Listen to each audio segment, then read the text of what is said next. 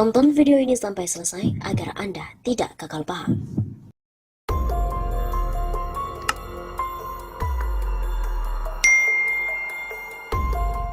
Dugaan korupsi dana haji, KPK harus panggil dan juga periksa Yakuto Holil Komas serta Anggito Abimanyu. Menteri Agama Yakuto Holil Komas yang biasanya gagah saat berbicara isu radikal, begitu menyedihkan saat mengurus ibadah haji. Sebelumnya, mantan Menteri Agama Fahrul Razi juga membatalkan pelaksanaan ibadah haji tahun 2019. Alasan keduanya pun sama, karena adanya pandemi COVID-19. Demi keselamatan jamaah, alasan ini seperti hadis sahih yang tidak bisa dibantah, lebih tepatnya jurus ampuh menutupi ketidakmampuan. Lebih menggemaskan lagi, selain alasan pandemi, Kementerian Agama melalui BPKH atau Badan Pengelola Keuangan Haji selalu sesumbar soal harga sebenarnya dana haji adalah 69 juta rupiah, sedangkan yang dibayar calon haji hanya sekitar 35,2 juta rupiah. Kekurangan biaya ini disubsidi 33 jutaan per jamaahnya. Padahal publik juga sudah tahu subsidi ini pakai dana abadi umat yang uangnya bersumber dari calon haji juga. Center for Budget Analysis, lembaga CBA, menilai persoalan gagalnya haji tahun 2020 dan juga 2021 sebagai sebuah puncak dari bobroknya pengelolaan dana haji oleh BPKH. Mulai dari masalah transparansi, pemborosan anggaran karena program dan kegiatan yang dilaksanakan oleh pegawai BPKH tidak sesuai dengan aturan, bahkan adanya dugaan korupsi. Berikut ini adalah penjelasan CBA terkait persoalan pengelolaan dana haji oleh BPKH.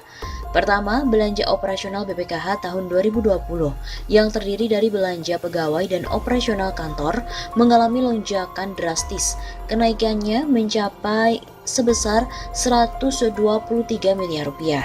Sebelumnya, tahun 2019, belanja operasional menghabiskan anggaran 167,4 miliar rupiah dan tahun 2020 anggaran yang dihabiskan mencapai 291,4 miliar rupiah.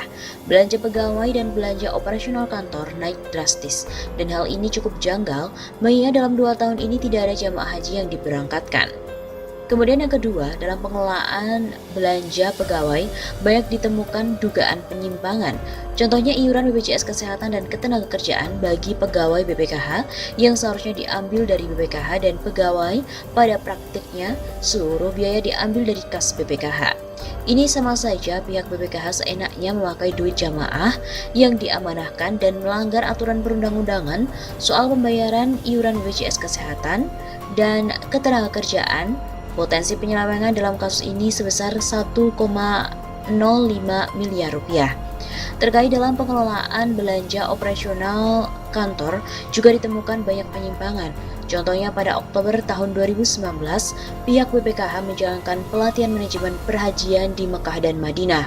Faktanya kegiatan ini tidak lain pelesiran atau jalan-jalan karena tidak ada topik dan materi pelatihan, jadwal pelatihan, dokumentasi pelaksanaan kegiatan persesi pelatihan, apalagi narasumber pelatihan.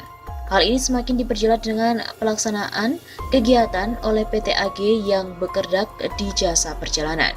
Koordinator CBA Jajang Nurjaman mengatakan, akibatnya potensi dana umat yang disalahgunakan BPKH terkait dana operasional kantor sebesar 493 juta rupiah.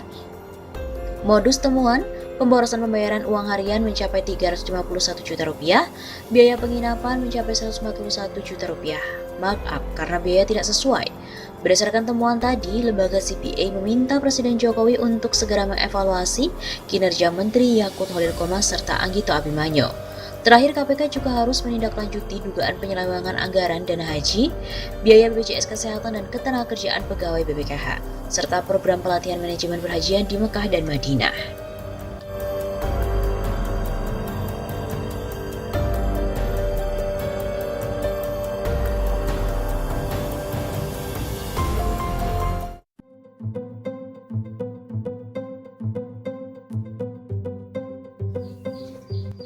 Mengerikan, penyampaian pembatalan ibadah haji telan 21 miliar rupiah. KPK ayo segera periksa Menteri Agama. Anggota Komisi 8 DPR RI Ahmad menyoroti anggaran diseminasi atau penyampaian informasi tentang pembatalan keberangkatan haji di tahun 2021 yang mencapai angka 21 miliar rupiah. Ia juga mempertanyakan urgensi pengalokasian dana sebesar itu hanya untuk mensosialisasikan terkait dengan ibadah haji tersebut. Terkait dengan diseminasi keberangkatan haji 2021, 21 miliar rupiah. Ini kan Pak Menteri sudah mengumumkan sebab pembatalan pemberangkatan haji. Saya kira seluruh jamaah haji, bahkan masyarakat Indonesia juga sudah tahu pembatalan itu. Kata Ahmad dalam rapat kerja dengan Menteri Agama Yakut Khalil Qomas di Gedung DPR Jakarta pada Senin 30 Agustus kemarin. Politikus Partai Demokrat itu juga menghimbau agar anggaran tersebut bisa dialihkan untuk pengembangan SDM di seluruh pondok pesantren yang ada di tanah air. Kenapa dana ini tidak kita efektifkan untuk membantu madrasah kita, pondok-pondok kita, penyuluh-penyuluh agama kita yang terdepan? Ini yang dikejar peningkatan SDM-nya, begitu ujarnya. Menurut Ahmad, dana 21 miliar yang dialokasikan hanya untuk penyampaian pembatalan ibadah haji terkesan sebagai penghamburan anggaran di tengah krisis ekonomi akibat pandemi COVID-19. Ini 21 miliar rupiahnya hanya untuk menyampaikan bahwa Ini 21 miliar hanya untuk menyampaikan bahwa haji batal. Masyarakat juga sudah tahu batal itu seperti itu. Jadi menurut saya kita gugurkan aja. Tapi saya kira 21 miliar ada efektivitas untuk yang lain. Selain itu, ia juga menyoroti adanya anggaran untuk renovasi tata ruang pelayanan haji sekitar 44 miliar rupiah. Menanggapi hal tersebut, Yakut menjelaskan anggaran untuk renovasi ruang pelayanan haji itu diajukan karena memang selama 2 tahun ini tidak ada keberangkatan sehingga ada sejumlah infrastruktur yang harus diperbaiki. Namun terkait dana diseminasi sebesar 21 miliar rupiah itu, ia tak memberikan tanggapannya dalam rapat tersebut.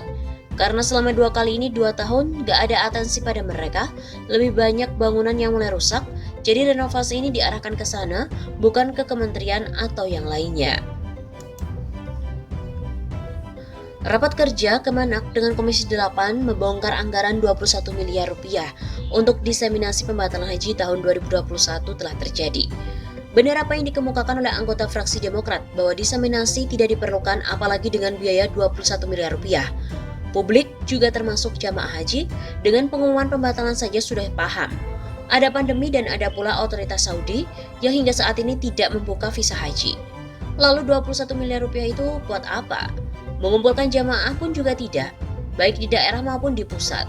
Sayangnya Menteri Yakut tidak mengklarifikasi atas penggunaan dana tersebut di depan rapat Komisi 8, sehingga wajar jika kini muncul pertanyaan publik terjadi korupsi kah? Dana haji yang besar memang rawan penyimpangan, meskipun dana haji itu kini dikelola oleh Badan Pengelola Keuangan Haji atau BPKH, bukan berarti telah terjamin keamanan pemanfaatannya.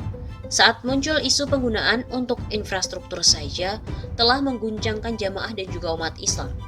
Perlu kejelasan, 21 miliar rupiah yang digunakan untuk diseminasi pembatalan itu menggunakan dana apa dan untuk alokasi apa saja.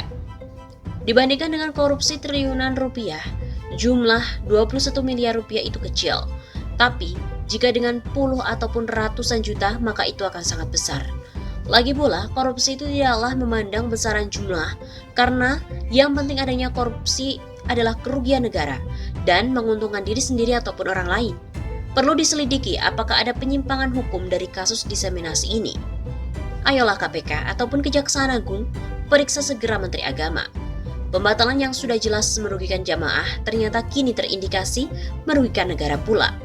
Ke kantong dan rekening siapa saja dana itu mengalir. Bahaya jika begitu mudahnya uang rakyat digasak dengan mengatasnamakan kegiatan agama.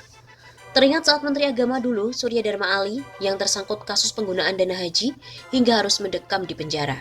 Awalnya menganggap sama sekali tidak melakukan penyalahgunaan. Seluruhnya dilakukan sesuai prosedur. Akan tetapi setelah didalami oleh PPATK dan untuk kemudian KPK turun tangan, maka terbuktilah bahwa apa yang dilakukan Menteri Agama itu adalah keliru.